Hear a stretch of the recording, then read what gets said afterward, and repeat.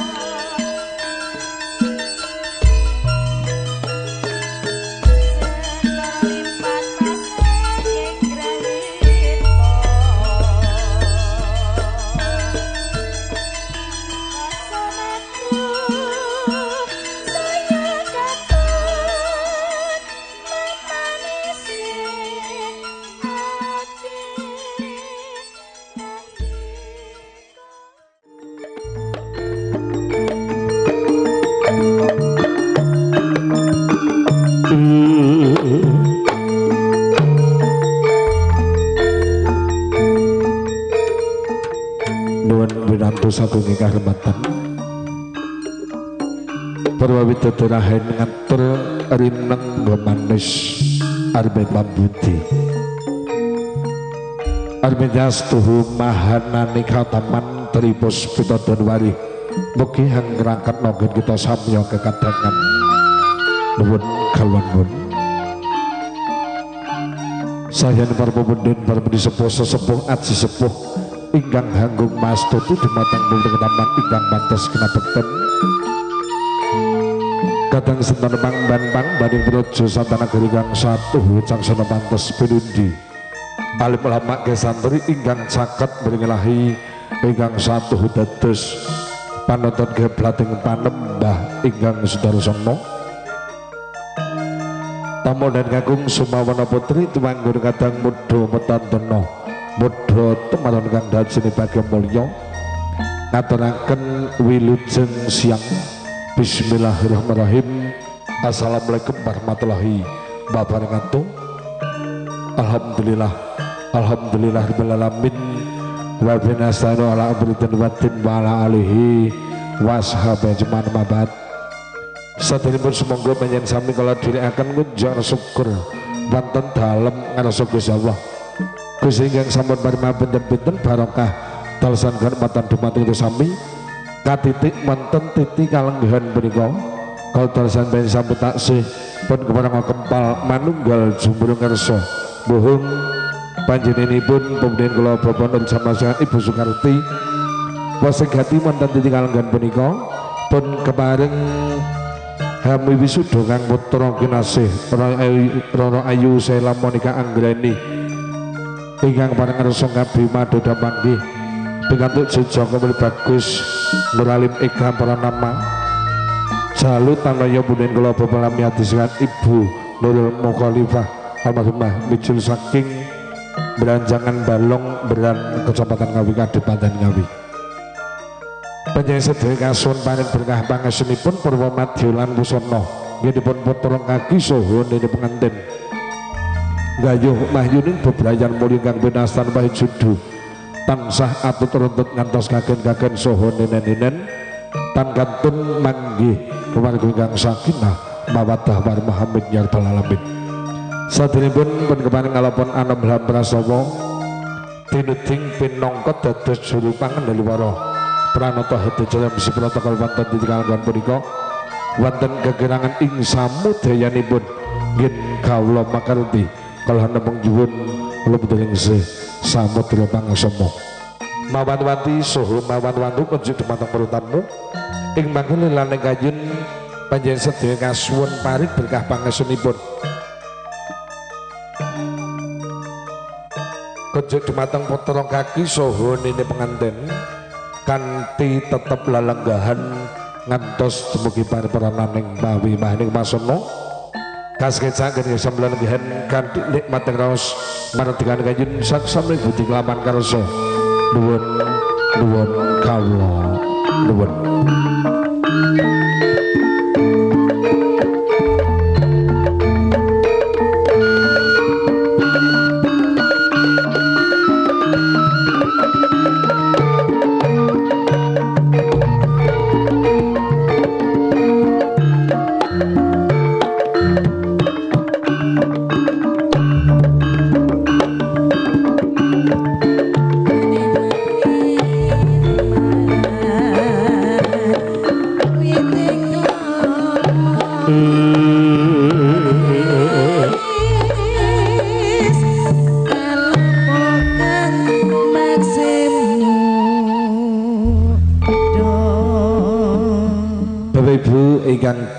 Winantos saking Bagem Mulya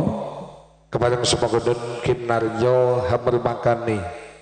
ganjaring dadi langsana pawimahan wonten titik kalenggan punika kita wiwiti kanthi waosan basmalah sesarengan. Bismillahirrahmanirrahim. Mugi saged dadosaken ganjaring hadicara wiwit purwa madya lan pusananipun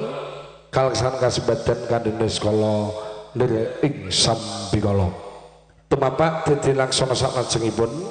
upacara mijinipun ini penganten saking madyaning tepas wangi bali-bali pambusanan kekandenan pangrengga busana saking wedding organization Big Rambi samatalan sato tenggati hambrati tisakan lemampaipun pangrengga busana samata mijinipun calon ini penganten yakti katinon saking Mandalawa lali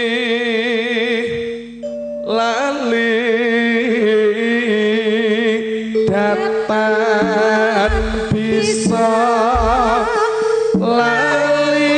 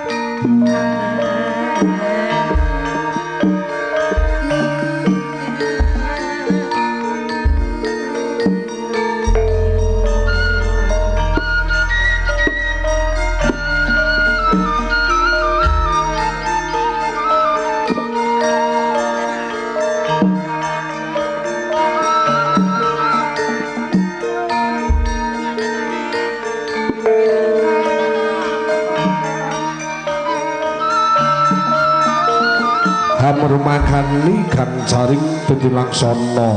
rahana puniki swasana tuhundang asri kawuryan hanggung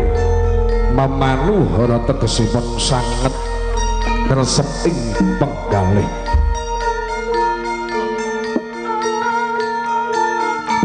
wis endah yen dalungaken rahina yen rahina saya hanelahi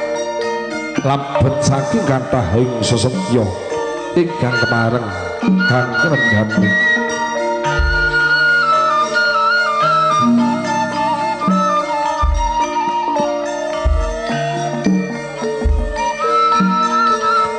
punapa melisa sanglawan bebatur ingkang sedaya makik wilis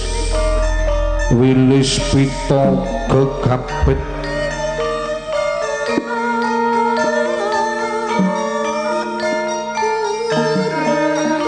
lereng kuwong-kuwong hangawengi wang kembang kang sara jinembangan sami sapono-pono pemandaning Sarwasari dasar penetaning pinantun ing tepi mangapit-apit sinusung sak pasang-pasang pasang ing gapura jeneng secengkir gading gedene renyep madyaning Wisma Wiwaha dalemipun pepundhen kula Bapak Nurul Jamal Sati Ibu Soekarti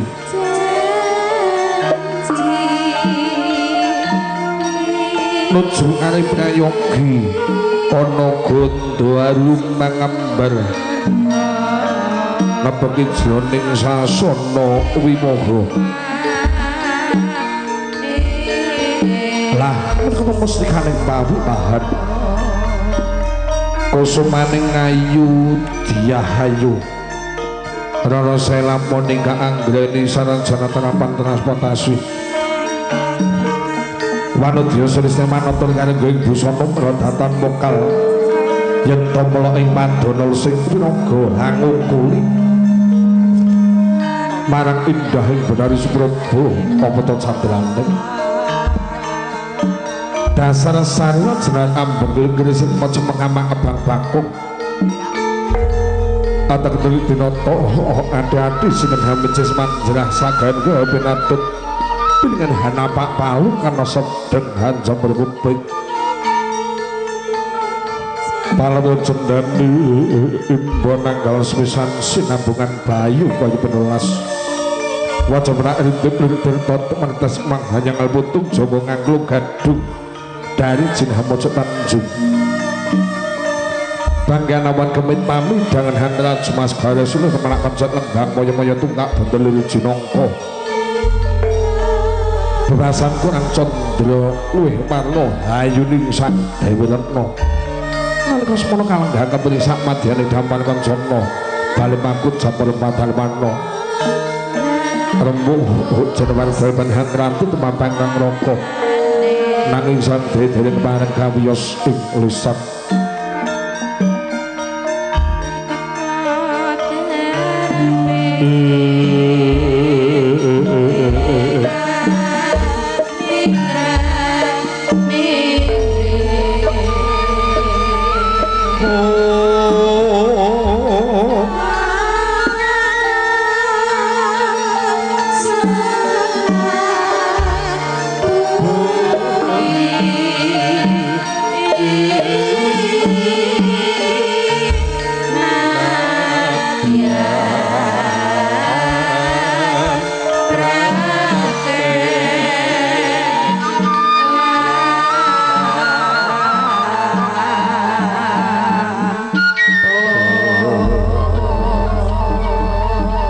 kadenaken putri Domas Miyah Talangpati ingkang paring sedaya nganti benaben ingkang sarana bimadodau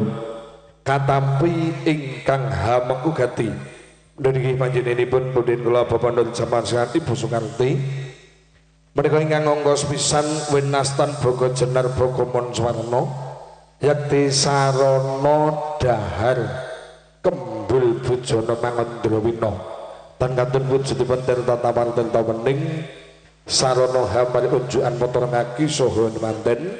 katampi ingkang hamengku gati tumuli berapa ingkang ngongkong kaping kalih winas tanpa nangloso benggalam puspita sinulam suket grinting kolonjono menika ingkang sarana asok guna kaya kacar kucur menggah sedonya berapa ingkang sarana bimadodau katampi ingkang hamengku gati dari panjenenganipun Bapak Nur Jamal Sehat Ibu Soekarti tumuli panjenenganipun Bapak Nur Jamal sekalian tan kantun nyuwun tulung dumateng putri Domas Talangpati menika ingkang ngonggos pisan winastan Bogo Jenar Bogomon Swarna yakti sarana dahar kembul bujana mangandrawina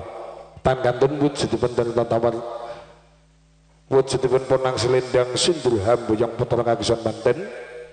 tumuli ing mangke panjenenganipun ingkang hamengku gati Bapak Nur Jamal sekalian nyuwun tulung dumateng putri Domas Talangpati menika ingkang ngalangubaken winastan kembar mayang kembar mengkang dumadi saking gedang mas pepecik ditebok swasa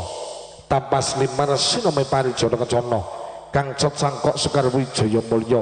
kadhe pangajab mulih mulyaning putra ngagi saha nene penganten paripurna rampung upacara pambedoling ponang sekar mayang tumuli daya-daya mangke talang pati sakembaran tumuli daya-daya madal masilan tindak sasana palermanipun putra ngaki penganten Bapak Ibu ingkang dahat pinantosaken bagya mulya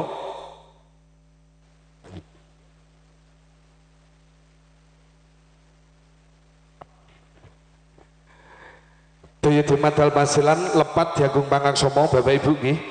saking kanca-kanca asisten hampir atitisaken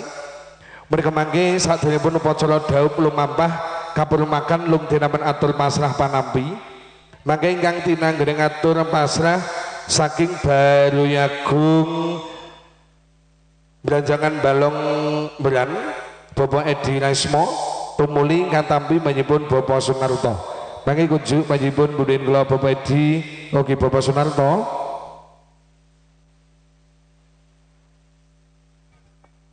monggo samapta jekar saking palenggihan Bapak Edi kalian Bapak Sunarto pinangka duta pasrah saha panampi sasana miwasasana kalau semanggaken monggo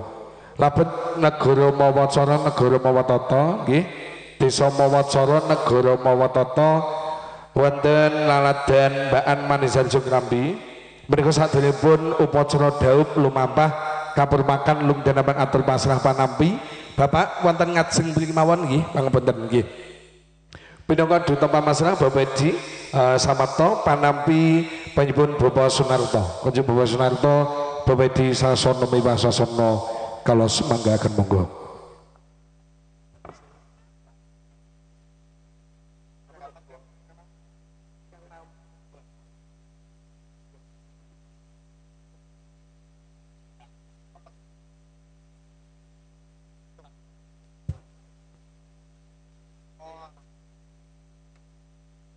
Bismillahirrahmanirrahim.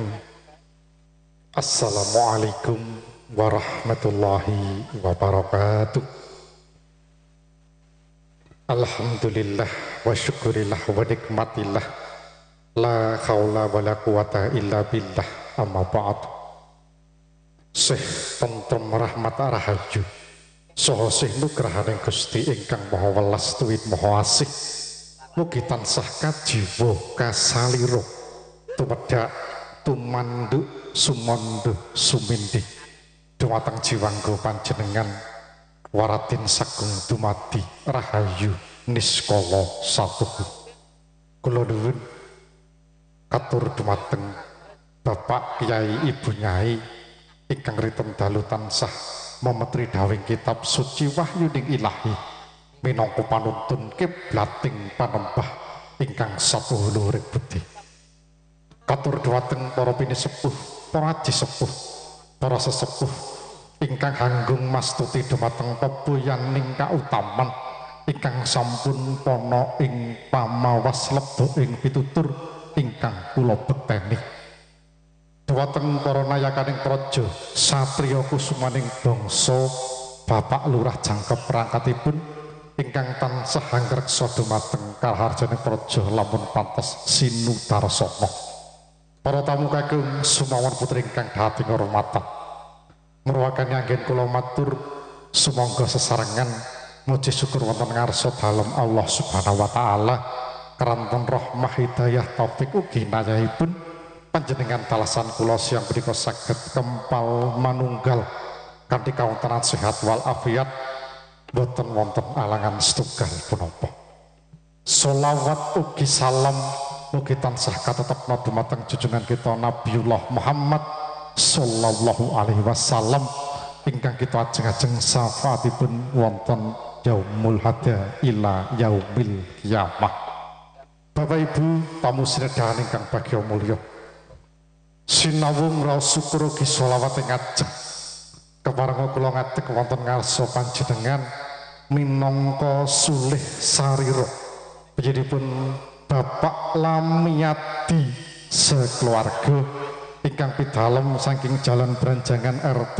kalih RW setunggal Dusun Balong Desa Samberan Kabupaten Ngawi.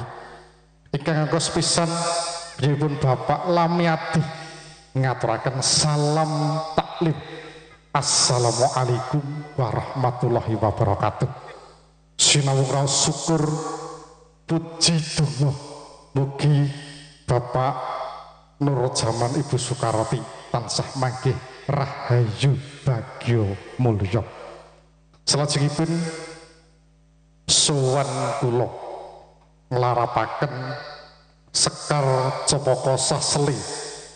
penganten kagem inggih Mas Nur Alim Eka Purnama Sarjana Pendidikan. Kula pasrahaken dumateng keluarga ageng Bapak Nur Jaman Ibu Soekarti pasrah panggula pentah. Mugi-mugi mangke Mas Alim mbok pilih semah-semah wonten ing dusun Mbaan saged dipun tampi kanthi tatanan tuntunan adat ingkang lumampah. Mas Alim sawanipun boten kakanthi Mas Picis Raja Brana namung glundung semprong. Ugi mangke biyenipun Bapak Lamiati ugi namung saged ngaturaken tandha tresna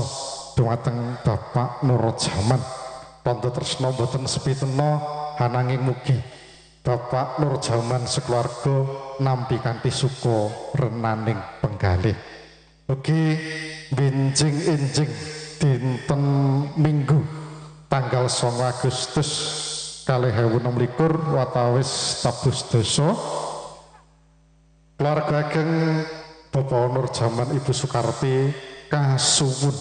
nglarapaken nyuwanaken temanten sarimbit Mas Nur Alim Eka Purnama Sarjana Pendidikan ugi Mbak Sela Monika Anggraini Sarjana Terapan Transportasi wonten ing dalem Branjangan. Saperlu badhe kadanan adicara boyong Basuki ngunduh mantu. Salajengipun menawi mangke adicara wonten ing sang punika sampun paripurna. Bapak Lamiati ugi pandherek pangambyong temanten badhe nyuwun pamit. Donga pangestu, donga pamuji kasuwun, mugi-mugi wangsul kula saking dalem mriki ngantos griya sowang-sowang tansah manggih kawlujengan rahayu kang tinemu. Matur nuwun ingkang tanpa pepindhan sowan kula sampun katampi kanthi sae, gupuh, lungguh, suguh. Mugi-mugi sih kadarman panjenengan angsal liru saking ngarsa dalem Allah Subhanahu wa taala. Pitung kasih ngatur lenggono ing manah anggen kula matur kathah cicir cewet sarta kuciwa krumaosi tasih muda tumaruna kirang tono ing samukawisipun. Billahi taufik wal hidayah waridho wa inayah ihdinas siratal mustaqim. Wassalamualaikum warahmatullahi wabarakatuh.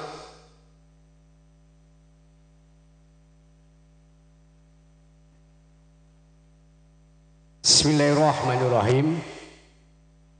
Assalamualaikum warahmatullahi wabarakatuh.